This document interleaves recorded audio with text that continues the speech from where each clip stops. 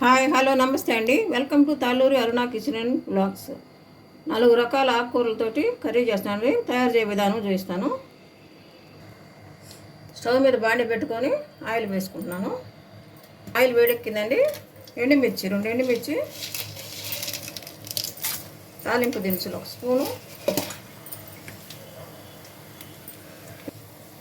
తాలింపు దినుసులు వేగుతూ ఉన్నాయనగానే వెల్లుల్లి పచ్చగా దంచుకొని వేసుకోవాలి. నెక్స్ట్ కట్ చేసుకున్న ఆనియన్స్,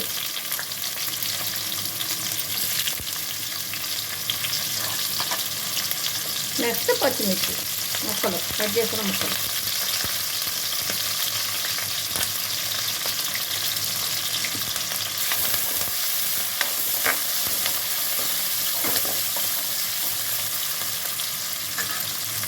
కరివేపాకు,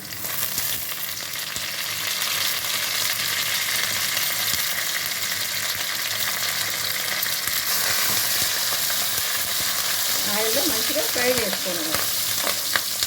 ఫ్రై అవ్వాలి.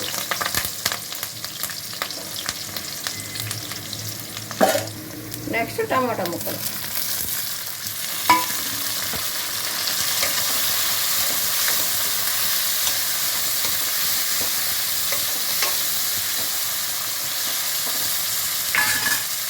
పచ్చిపప్పు అండి క్లీన్ చేసుకొని వేడి నీళ్ళలో 1 గంట సేపు నానబెట్టుకున్నాను. అవి వేసుకున్నాను.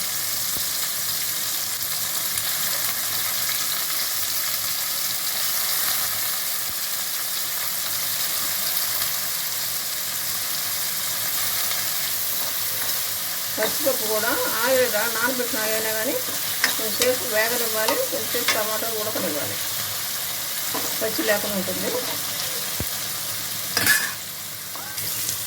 సాల్ట్ వేసుకుంటానండి. ఆకుకూరలో సాల్ట్ తక్కువ పడుతుంది, చూసుకొని వేసుకోవాలి. తక్కువ వేసుకుంటేనే బాగుంటుంది.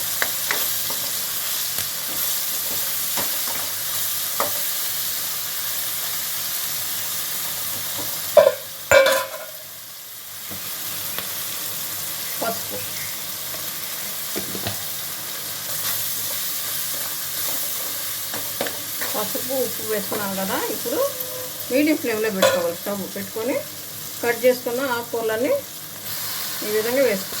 పాలకూర, చుక్కకూర, తోటకూర, కొత్తిమీర అన్నీ కలిపి క్లీన్ చేసుకున్న తర్వాత కట్ చేసుకున్నాను. అవి వేసుకుంటున్నాను. మంచి ప్రోటీన్, విటమిన్స్ గల ఆహారం అండి. పచ్చిపప్పు కూడా వేసాను కదా.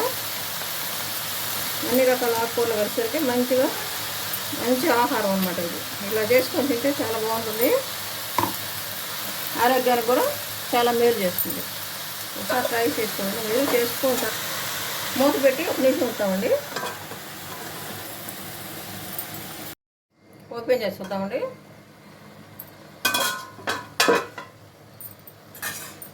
ఆకుకూరని ఒకసారి కిందకి పైకి కలుపుదాం.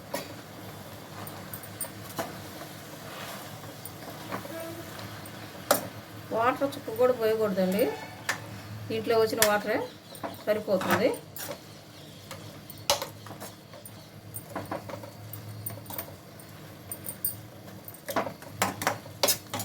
టమాటా కూడా వేసాం కదా. టమాటా వాటరు, ఈ ఆకుకూరల వాటరు ఇవే సరిపోతుంది.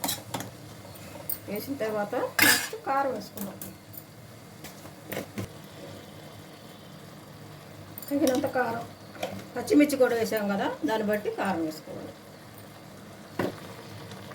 కొంచెం ధనియాల పొడి పెట్టుకున్నాం. 1 నిమిషం మళ్ళీ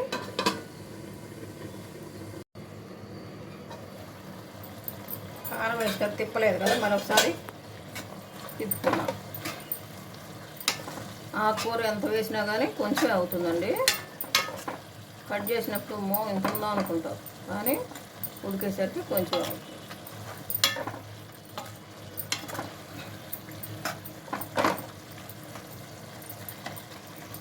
వారానికి ఒకసారి అంటే ఇట్లా అన్ని రకాల ఆకుకూరలు చేసుకొని తింటే మనకు బాడీకి కావాల్సినంత ప్రోటీన్స్, విటమిన్స్ అందుతాయండి.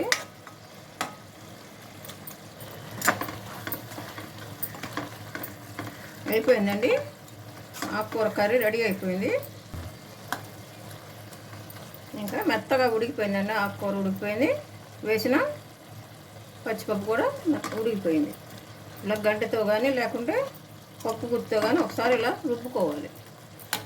కర్రీ రెడీ అయిపోయిందండి. సేమ్ ప్రాసెస్లో మీరు కూడా ట్రై చేసి చూడండి. ఆరోగ్యానికి ఆరోగ్యం, రుచికి రుచి. Please subscribe, like and share. Thank you very much.